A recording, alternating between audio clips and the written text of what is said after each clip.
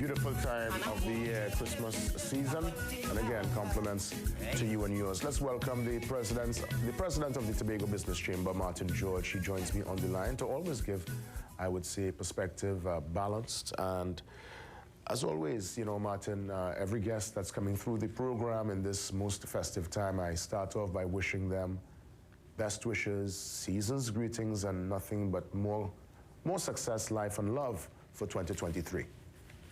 Indeed, Jason, and good morning to you, and good morning, Trinidad and Tobago, and your greetings are indeed appreciated and reciprocated. Indeed, Martin, indeed. I want to find out what's happening in Tobago, people out and about. What's the business and shopping centers like right now? What's the general feel and mood on the ground in Tobago? Well, the thing is, one definitely gets the sense that the supermarkets are, busy. They are packed. There are lines. So therefore, I mean, the essentials, I guess, are being taken care of. There is, however, some level of uncertainty and disquiet because of the recent rumblings within the PDP and the way that it has spilled over into the governance issues of the THA. You've also heard from, I think last week there was a forum where, quite a few of the business persons and contractors complained about not being paid by the THA, and they then juxtaposed this against the fact that the THA appeared to have been hiring out most of the jobs to Trinidadian contractors. And of course, questions were asked. In other words, if it is that you have the money to pay the Trinidadian contractors, why is it those who have completed their contracts in Tobago previously, these Tobago contractors remain unpaid? So there are issues there in terms of that cash flow. There were a couple hiccups reported at the banks with checks issued by the THA not being honored. Of course, later we saw the explanation from someone at the THA saying that it was a situation of them changing their accounts or closing off some accounts. I mean, one is not going to ask too many hard questions there. We accept what they say, but the fact of the matter is that the economy has suffered some shocks and some setbacks within the last few weeks for sure. And of course, I know some will say within the last few months, and there isn't that level of confidence emanating from the leadership of the THA to give some clear signal to say, well, hey, listen, yes, we really have a plan. We know what we're doing. We are in charge. Instead, it appears that they are, I guess, busy trying to preserve their positions vis-a-vis their political futures and their, I guess, maybe political fight that they anticipate with their former leader and their former party.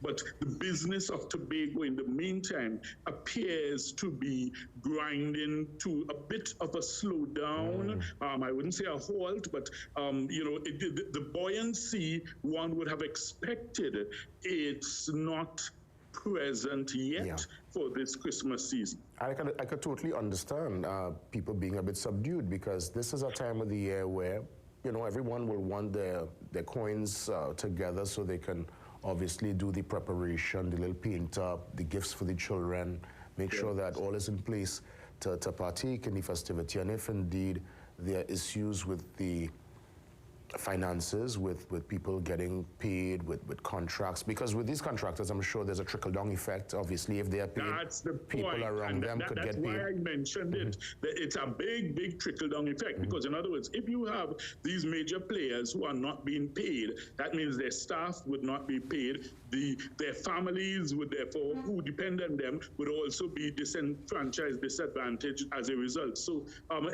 it's an issue that I don't think that the leadership of the THA can avoid addressing sooner or later. One way or the other, they're going to have to come out and say something. One way or the other, they're going to have to come out and show some sort of economic plan to be able to say, well, look, moving into 2023, this is how we're going to manage our money, manage our budget, manage our finances, to ensure that there is that sustainability for the economy. I want to ask you concerning worker attendance. I know you obviously not into HR, so you can't really give a precise figure across the board as it relates to private and public enterprise establishments in Tobago. But what's the general culture and mood? Because in Trinidad, as I'm sure you're quite aware, people tend to take the days before Christmas. So like how Christmas is now Sunday, I'm sure by tomorrow, Thursday and Friday, offices, government offices, some private enterprises would be very much empty, people taking the day, the 2 days. Obviously, the malls, people have to come out and work. What's the general mood? Because my cousin who lives in Tobago, he's been there for about 15 years. He said that in Trinidad, and he said this, I would say in jest. He said in Trinidad, people take the week off. He said in Tobago, they take the month off. And I've always tried to get clarification on that particular issue because is there any truth to that? Could I go to a government office? I would think, regrettably, it is unfortunately true. In the sense that it's exacerbated in a Tobago scenario. And even in the normal circumstance, the idea of the work ethic, the punctuality, the regular attendance, the diligence is not necessarily ingrained as part and parcel of the makeup of the average, office worker in Tobago.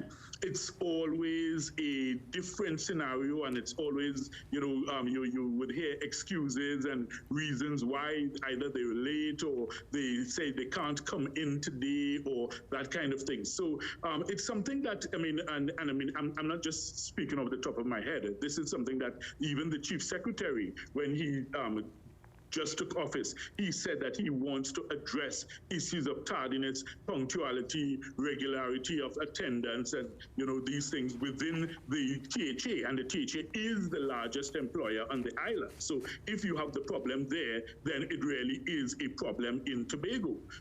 So these are things that I think need some proactive interventions, and we of the Tobago Business Chamber have actually spoken to, and we are planning some sessions with the Human Resource Association of Trinidad and Tobago. We've started discussions with Cabell Joseph, in that regard, and during the new year, we plan to arrange some seminars, because basically this is an idea that, it involves training, re-education, realignment of people's thinking, in that regard. So we always are of the view, and my personal philosophy is that human beings are capable of change, they are capable of behavioral modification, they are capable of improvement.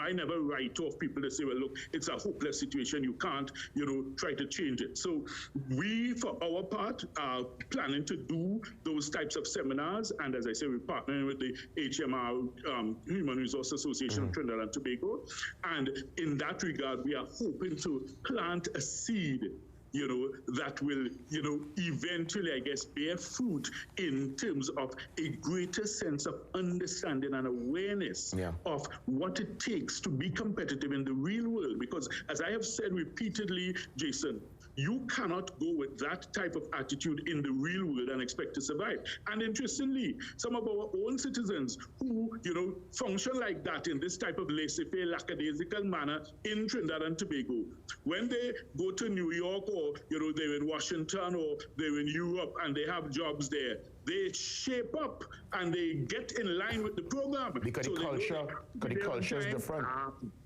We speak in culture and that's culture. That's what I'm talking about. Yeah, yes. so changing culture. That behavioral modification, I think, is what we really need to look at. I want to find out because, Tobago, it's such a special place. I could only imagine what happens around Christmas time. I've been lucky enough to take in a harvest once. So I saw the beauty and the pageantry and the love and camaraderie that comes out of the harvest scenario in the village, or the villages, I would say, across the Sister Isle. What's Tobago like what's Christmas like in Tobago? Is there any special traditions that take place? Is there any particular cultural experiences, anything that you could mention for us? Because I've never experienced Christmas in Tobago just yet. Well, traditionally, I could say, Jason, I mean, growing up, I mean, we had grown accustomed to, the house-to-house visiting. That was something that was really a very special tradition. So families would, visit each other's houses within the village and the area. You'd have sometimes a group of carolers who would come, they would sing, and they would perform, you'd entertain them. Share food, drinks, you would reminisce, you would talk about old times, and, that was quite a special time, back then. Is Parang big in Tobago? Like people do, like you said caroling, but do people is caroling like singing Christmas carols or Parang? That's why I was very clear to say caroling as opposed to Parang. Okay. Parang is not that big in Tobago at all. Understood. No, it's not that big. And, because remember, if you think of it historically, the Parang influence is the Spanish influence, and Tobago does not have that much of a Spanish influence still existing in its culture. Understood. So the thing is, it's more the carolers, and so they would normally either be associated maybe with a church group or some civil society group. Excellent. But in terms of whether that still occurs and the extent to which it occurs, I am not so sure. I mean, a few years back, maybe about 6 years ago, I think I had a very pleasant surprise with a group outside my home, and they just showed up, and it was really a lovely and touching experience. But as to the frequency of that still occurring now, I'm not sure. I'm not sure how it is now in Tobago with that. Just want to get your Christmas greetings from, of course, your designation as president of the Tobago Chamber, and just your wishes and what you would love to see and experience come 2023 as we look towards a renewal, as it were. And this renewal, we'll want that obviously also for Tobago. Well, Jason, what I would wish is that the joy and peace and hope of the newborn Christ child and the light that it signifies will brighten our days going into 2023, and that we as citizens of Trinidad and Tobago will be kinder, gentler, more understanding with one another. I think we have become, as the English author Thomas Hobbes wrote, we've become to a state where we view life as sharp, short, and brutish. And we need to pull back from that. We need to get back from that. And the values of the Christmas season, I think they present an excellent jumping off point for us to try to ensure that we put this into practice in our lives, each and every one of us. In other words, we look at the problems in Trinidad and Tobago and we say, well, the problems seem insurmountable. But if each one of us makes that commitment to make that change by starting with me, starting with the man in the mirror, as Michael Jackson said, I think we can begin to turn that corner and start to see the light at the end of the tunnel. So that's my wish for Trinidad and Tobago. Martin, thank you so much. Always great chatting with you, and we'll have some more discussions, God spare, next year in calendar year 2023. Indeed we will. And the very best to you and your team. Thank you. You're most welcome. That's Martin George, president of the Tobago Business Chamber, touching base with us to pull the curtains down on hour number one this beautiful Wednesday. We have obviously the social media details and the brew and all the good stuff that we do every single day. See you soon. Stick around.